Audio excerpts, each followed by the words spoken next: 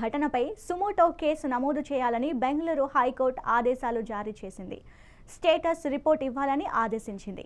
Status రిపోర్ట్ను పరిశీలన చేస్తామని high court స్పష్టం చేసింది. తొక్కిసలాట ఘటనపై బెంగళూరు హైకోర్టులో ఈ రోజు విచారణ జరిగింది. ఘటనపై ప్రభుత్వానికి సంబంధించి వివరాలను అడ్వకేట్ జనరల్ కోర్టుకు వివరించారు.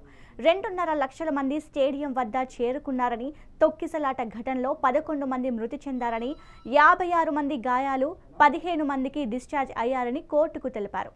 భద్రతాపరంగా అన్ని పటిష్టమైన చర్యలు చేపట్టామని ఏజే కోర్టుకు వివరించారు.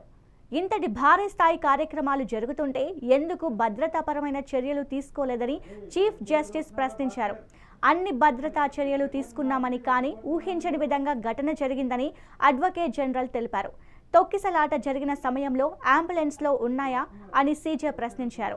స్టేడియం వెలుపలే అంబులెన్స్లు ఉన్నాయని, అయితే లెక్కకు మించి గాయపడిన వారు ఉండడంతోనే కాస్త సమస్య వచ్చిందని ఏజే సమాధానమిచ్చారు.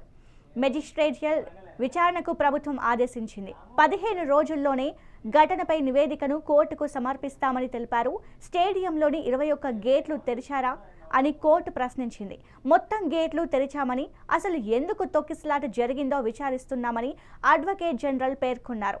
ఇప్పటికే నిర్వాహకులకు నోటీసులు జారీ చేశామని స్పష్టం చేశారు.